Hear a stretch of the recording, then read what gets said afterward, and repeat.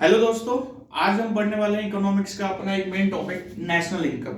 अब देखिए, जो इकोनॉमिक्स के स्टूडेंट्स होते हैं ना, उनके लिए सबसे ज्यादा डिफिकल्टी होती है कि यार नेशनल इनकम को हम कैसे कैलकुलेट करें, या जो इसकी टर्मिनोलॉजी होती है ना, उसमें काफी ज्यादा कंफ्यूजन होती है। अब देखिए, कुछ टर्मिनोलॉजी ना आपको कंफ्यूजन करती होगी, जैसे पहली है जीडीपी। अब जीडीपी कभी कभार आप देखते होंगे, आपको किताब में देखने को मिल रही है एमपी पे, कभी कभार आपको देखने को मिल रही है कि जीडीपी हो रही है हमारी एफसी पे। और जब हम ज्यादा डिटेल में पढ़ते हैं तो हमें पता लगता है नेशनल इनकम तो इस पे कैलकुलेट ही नहीं होती। नेशनल इनकम तो कैलकुलेट होती है हमारी एनएनपी एफसी पे। अब देखिए, इस वीडियो में हम ये जानेंगे कि हम जीडीपी एमपी से एनएनपी एफसी कैसे बना सकते हैं, या कोई भी टर्मिनोलॉजी आपको दे रखी हो। अगर आपको दे रखा हो जीएनपी, ठीक है, जीएनपी दे रखा हो, आपको एनएनपी दे रखा हो मार्केट प्राइस पे, तो इसको हम कैसे कैलकुलेट करेंगे एफसी पर आए, तो इसको हम ध्यान से देखेंगे और वीडियो में हमारे साथ बने रहिएगा। तो चलिए स्टार्ट करते हैं। GDP at MP. अब देखिए, जीडीपी एमपी का मतलब क्या रहता है, जब भी मैं नेशनल इनकम निकालूंगा ना, तो जीडीपी एट एमपी आएगा, यानी कि देश में कितना भी प्रोडक्शन हो रहा है। ठीक है, आप सुई बना रहे हैं, मार्कर बना रहे हैं, सर्विसेज दे रहे हैं, कोई ट्यूशन पढ़ रहे हैं, आप कहीं डॉक्टर पे जाके आप दवाई ले रहे हैं, ठीक है, नाई से बाल कटवा रहे हैं, जितना भी प्रोडक्शन होगा, सर्विसेज होगी, उसका जब हम कैलकुलेशन निकालेंगे वो हमारे क्या आ जाता है, जीडीपी एट एमपी पे। अब जीडीपी एट एमपी पे हमारा टोटल प्राइस जो आएगा, यानी कि जो हमारा देश की जितनी भी एक साल में प्रोडक्शन हुआ है, वो हम जीडीपी एट एमपी में मोलेंगे। अब जी का मतलब क्या रहता है? अब देखिए, जी का मतलब होता है ग्रोस, जी का मतलब होता है ग्रोस, डी का मतलब होता है डोमेस्टिक, और पी का मतलब जो होता है हमारा प्रोडक्शन। हिंदी में आप देखेंगे, हिंदी में से बोलते हैं सकल घरेलू उत्पाद। अब एमपी का मतलब होता है मार्केट प्राइस, यानी कि जो भी प्रोडक्शन हो रहा है वो मार्केट प्राइस पे हो रहा है। अब मार्केट प्राइस पे जो प्रोडक्शन हो रहा होगा उसको हम फैक्टर प्राइस में कैसे कन्वर्ट करेंगे।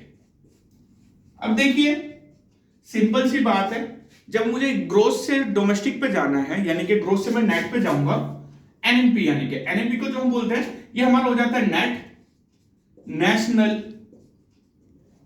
प्रोडक्शन।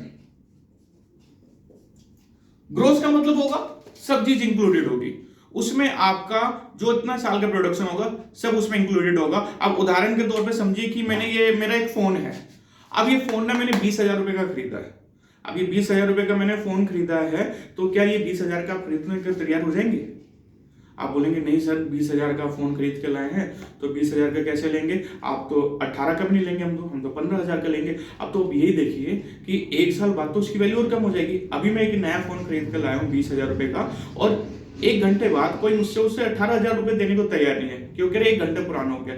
तो उसी तरीके से एक साल बाद तो उसकी वैल्यू 10,000 भी नहीं रहेगी। अब यही इकोनॉमी में रहता है।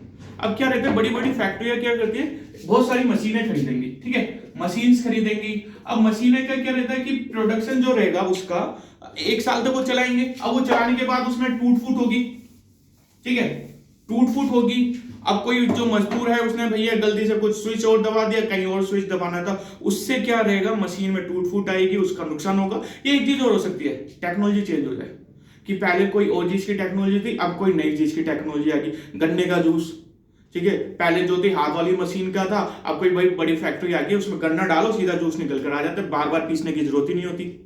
जैसे कि सलमान खान की आपने एक मीम देखी होगी ना, उसको सर मार रहे होते बार बार ऐसे गन्ने की हालत कर देते, तो अब वैसी मशीन करने की जरूरत है, नई मशीन आ गई इस तरीके से, तो उससे क्या रहेगा, टेक्नोलॉजी अपग्रेड हो गई है, तो अब मशीन पे फर्क पड़ेगा भाई, मशीन का फर्क पड़ेगा। अब मशीन 1,00,000 की खरीद के लेकर आए थे, अब वो मशीन कितने की हो गई, 20,000 रुपए की हो गई। अब यही ग्रोस नेट का रहता है कि 1,00,000 की जो थी वो मशीन थी, ये मेरा ग्रोस हो जाएगा, और 20,000 की हो जाएगा मेरा नेट हो जाएगा। अब इसके बीच के गैप को क्या बोलते हैं हम, इसके बीच के गैप को हम बोलते हैं डेप्रिसिएशन, मूल्यह्रास, ठीक है। तो आपको ध्यान रखना है, जब भी हम जी से एन पे जाएंगे तो हमें क्या करना है, हमें डेप्रिसिएशन माइनस करना है। Got my point? डेप्रिसिएशन आप क्या करोगे, हमेशा माइनस करोगे। और एक चीज और ध्यान रखनी है, कभी कभार एग्जामिनर ये भी पूछ सकता है, यार मुझे एन से जी पे जाना है। अब एन से जी पे कैसे जाऊंगा मैं, एन से जी पे आप जाएंगे, डेप्रिसिएशन प्लस कर देंगे, यानी कि कान इधर से पकड़ना है तो माइनस करेंगे, ये वाला कान पकड़ना है तो मुझे क्या करना है, प्लस करना है। अब आगे बढ़ते हैं, अब आपको जी और एन का कॉन्सेप्ट समझ में आ गया होगा। अब हम देखते हैं कि डी से एन से कैसे जाते हैं। अब जैसे कि मैंने आपको बताया था कि जीडीपी और एनएनपी का, तो हमने जी और एन का तो हमारा कॉन्सेप्ट क्लियर हो गया कि अगर जीडीपी से मुझे एन पे जाना है तो मैं डेप्रिसिएशन माइनस कर दूंगा, और एन से जी पे जाना है तो डेप्रिसिएशन प्लस कर दूंगा। अब डी पे आ जाते हैं और एन पे आ जाते हैं।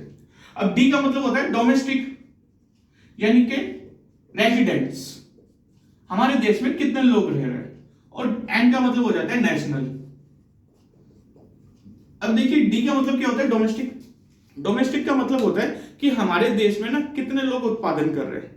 अब हमारे देश में बहुत सारे लोग होंगे, कोई चाइनीज होगा, कोई यूएसए होगा वाला का नागरिक होगा, कोई इंडियन ही होगा, सब मिलकर देश को हमारे आगे बढ़ा रहे हैं। या इसको हम कंपनियों के तौर पे भी देख सकते हैं कि हमारी एप्पल की कंपनी हो गई, ठीक है, मैकडोनल्ड हो गया, केएफसी हो गया, ये सब यूएसए की कंपनी यहाँ पे काम कर रही है। प्रॉफिट कहाँ पे ले जा रही है, ये प्रॉफिट अपने देश में देगी, यहाँ पे थोड़ी देगी। यहाँ पे आप बर्गर खा रहे हो लेकिन प्रॉफिट ये अपने देश में भेजेगी।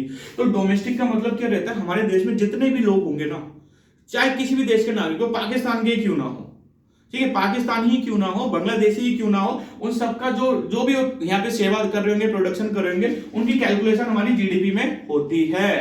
और नेशनल का मतलब क्या है, अब आप ऐसा होगा कि आपका किसी का भाई जो होगा, भैया सऊदी अरेबिया में काम कर रहा है, कोई यूएसए में काम कर रहा है, और वो क्या कर रहे हैं, वो पैसे आपको देश में आपके घर पे दे रहे हैं, ठीक है, 20,000 रुपए कमाए कि 15,000 रुपए आपको दे दिए, 5,000 रुपए वो खुद वहां पे अपना गुजारा भट्टा कर रहे हैं। तो ये हमें ध्यान रखना पड़ता है जब भी हम डी से एन पे जा रहे होते हैं। यानी कि क्या करना होता है हमें, जो हमारे देश के जितने भी नागरिक होंगे ना, जितने भी देश के नागरिक होंगे जो अपनी इनकम यहाँ पे कमा रहे हैं और बाहर भी कमा रहे हैं, उनकी इनकम को हम कैलकुलेट करेंगे। और जो हमारे देश के नागरिक है ही नहीं, कंपनी हमारे देश की है नहीं, उनकी इनकम को हम क्या करेंगे, माइनस करेंगे। So what we will do, हम यहां से करेंगे इनकम टू अब्रॉड, यानी कि इनकम जो हमारे यहां से बाहर जा रही है उसको हम करेंगे माइनस, और प्लस किसको करेंगे, इनकम फ्रॉम अब्रॉड, जो भी हमारी आय जो आ रही है बाहर से आ रही है उसको हम करेंगे प्लस। आप इसको नागरिक के तौर पे बोल सकते हो, आप इसको कंपनी के तौर पे बोल सकते हो। उम्मीद करता हूं आपको समझ में आ गया होगा। जी से एन पे हम जाएंगे डेप्रिसिएशन से, डी से एन से जाएंगे कि जो भी विदेशी और हमारा नागरिक है उसके इनकम को हम देखेंगे। अब एक लास्ट हमारा बचता है कि एनपी और एफसी में क्या फर्क होता है सर। अब देखिए बड़ा इंपॉर्टेंट टॉपिक है ये एनपी और एफसी का। अब मार्केट प्राइस और फिक्स प्राइस क्या रहता है। नॉर्मली आप देखते होंगे आपके सबके घर पे सिलेंडर आता होगा, कुछ बच्चे जो होंगे वो मेरे से रिलेट नहीं कर पाएंगे, कहेंगे सर हमारे यहाँ तो सिलेंडर की लाइन होती है, आप कौन से गांव में रह रहे हैं, हमारे यहाँ तो सिलेंडर नहीं आता, लाइन आती है। लेकिन देखिए मेरे यहाँ तो सिलेंडर आता है। अब सिलेंडर आता है कितने रुपए का है, अब देखिए पिछले महीने आया था 803 रुपए का। अब मार्केट रेट हम इसको देखते हैं ना, वो हो जाता है 1003 रुपए का, ठीक है। एक बार इसको देखना, एक दूसरा एग्जांपल देखना। अब एक कंपनी है उसने फोन बनाया 5,000 रुपए का, तो क्या वो 5,000 रुपए का मार्केट में बिकेगा। आप बोलोगे नहीं, इतना बेवकूफ कौन सी कंपनी होगी जो 5,000 का बनाएगी और 5,000 में बिकेगी, उसमें सरकार भी तो कुछ कमाएगी, ठीक है। जो हमारी फाइनेंस मिनिस्टर है वो भी तो कहेंगे कि पैसे आने हैं तो टैक्स लगाएगी, तो वो 8,000 का बिकेगा। अब इस दो चीज को समझना।